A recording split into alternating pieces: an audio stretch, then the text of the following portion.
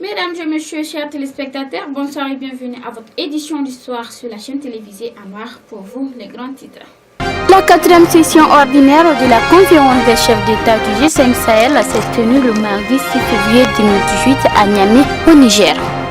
Plus de 4 mois après les élections législatives du 24 septembre 2017, les conservateurs CDU, CSU et les sociaux-démocrates SPD ont mis un point final ce mercredi 7 février au contrat de coalition. Les détails dans ce journal.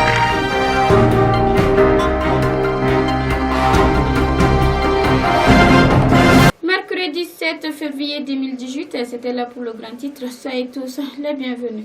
Le grand guide de la communauté musulmane des Soufis de Burkina Faso, Cheikh Soufi Mohamed Sam, s'est rendu lundi 5 février 2018 à Moti, précisément au domicile de la famille éplorée, pour apporter sa compassion. Accompagné d'une grande délégation, il n'a pas manqué d'approuver le bravoure et la détermination de feu Cheikh Soufi Wakilou Traoré dans la propagande de l'islam, sans oublier El Hadj Cheikh Soufi Bilal Diallo et ses disciples, de même les fidèles personnalités et associations qui n'ont fourni aucun effort pour le bon déroulement de la cérémonie de nomination. Que son âme repose en paix.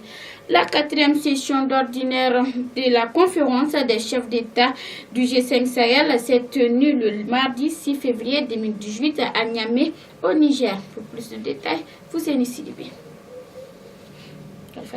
La 4e session ordinaire de la conférence des chefs d'État du G5 Sahel s'est tenue ce mardi 6 février 2018 à Niamey, au Niger. Les dirigeants des 5 pays composant cette organisation sous-régionale ont répondu présents. Il s'agit du Malien Ibrahim Boubacar Keïta, président sortant du G5 Sahel, du Mauritanien Mohamed Ould Abdelaziz, du Nigérien Mahamadou Issoufou, du Burkinabé Marc Christian Kabore et du Tchadien Idriss Déby Itno. La conférence a également enregistré la participation des représentants des pays de l'Union européenne, des États-Unis d'Amérique, du Royaume d'Arabie Saoudite, Émirats Arabes Unis et la présence de plusieurs institutions et organisations régionales et internationales. Au cours de cette session, les chefs d'État ont passé en revue la situation générale dans la région sahélo-saharienne. Les chefs d'État constatent que malgré les efforts importants déployés par les États membres pour instaurer la paix et la sécurité, la région reste confrontée à plusieurs défis, en particulier les actes terroristes récurrents.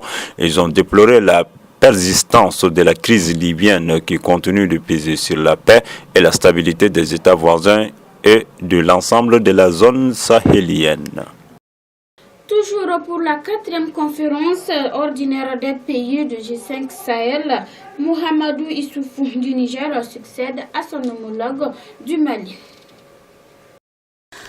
Les chefs d'État se sont félicités de la forte mobilisation de la communauté internationale en faveur de la force conjointe du G5 Sahel, signalant qu'aujourd'hui près de 65% des financements de 423 millions d'euros nécessaires ont pu être mobilisés.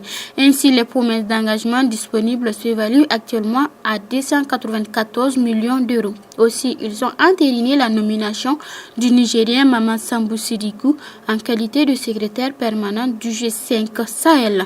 Il remplace son compatriote Najim El Hadji Mohamed. Les chefs d'État du G5 ont également instruit le Conseil des ministres et le secrétariat permanent à prendre des dispositions nécessaires pour la mise en œuvre de la feuille de route relative à la suppression des frais d'itinérance au sein du G5 Sahel. Après avoir remercié le président Ibeka pour les efforts consentis durant son mandat pour que le G5 trouve sa place dans le concert des grandes organisations, les chefs d'État ont décidé que la présidence en exercice du G5 Sahel sera assurée par M. Issoufou Mahamadou.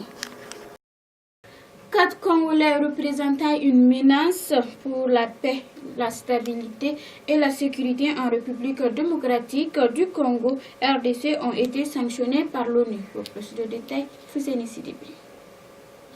L'ONU avait déjà sanctionné la rébellion Tutsi M23 ainsi que 5 de ses dirigeants. Le chef de la rébellion dont elle était ici, le CNDP, Laurent Kunda, un autre rebelle Tutsi, Jules Mutebisi. Elle avait également sanctionné le FDLR, rébellion Houthi rwandaise ici des génocidaires et active au Congo, où elle a souvent fourni des supplétifs à l'armée congolaise ainsi que certaines personnalités de ces mouvements. Des chefs miliciens d'Uturi, dont 2 ont été jugés par la Cour pénale internationale et du Nord Kivu, figurent aussi sur sa liste des sanctionnés, ainsi que des civils, opérateurs économiques au Kivu et des entreprises au Kivu ou œuvrant au Kivu. Cette fois, l'ONU épingle 3 personnalités actives au Kivu et une au Katanga. Pour le Kivu, il s'agit du chef de la milice Nduma Defense of Congo, NDC rénové, Guindon Sumirai Mouiza, qui sévit dans les régions de Lubero et Walikal, Nord Kivu. Son groupe est une scission du Nduma Defense of Congo. L'autre, elle, étant dirigée par un trafiquant des cassitérites et coltan nommé Sheka. Les 2 groupes s'affrontent souvent. En 2016, celui de Guindon avait notamment ouvert le feu sur des soldats congolais et des casques bleus pour empêcher une distribution de nourriture aux civils à Buleza. Plus de 4 mois après les élections législatives du 24 septembre 2017, les conservateurs CDU, CSU et les sociodémocrates SPD ont mis un point final ce mercredi 7 février 2018 au contrat de coalition. Alpha Keita nous donne plus de détails. Une étape décisive a été franchie dans le processus qui doit déboucher sur la formation d'un nouveau gouvernement en Allemagne.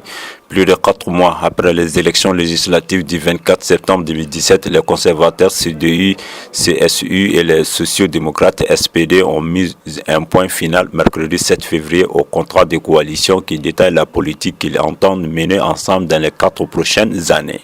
Ils se sont aussi mis d'accord sur la répartition des portefeuilles ministériels. Selon plusieurs médias, les SPD, partenaires du junior de la future coalition, il a obtenu 20,5% des voix aux législatives contre 33% pour la CDU. CSU aurait ainsi fini par obtenir 3 ministères clés mercredi matin après plus de 20 heures de discussions ininterrompues. Les finances, les affaires étrangères ainsi que le travail et les affaires sociales. Pour que ces contrats de coalition débouchent sur la nomination d'un gouvernement, une condition reste à remplir, que les adhérents du SPD donnent leur feu vert. Telle est en effet la question qui va ternir l'Allemagne en haleine dans les prochaines semaines, que va décider la base du parti. Participer pour la 3e fois depuis 2005 à une grande coalition est menée par la chancelière conservatrice Angela Merkel, ou faire au contraire les choix de l'opposition, mais au risque de provoquer de nouvelles élections, nul ne le sait.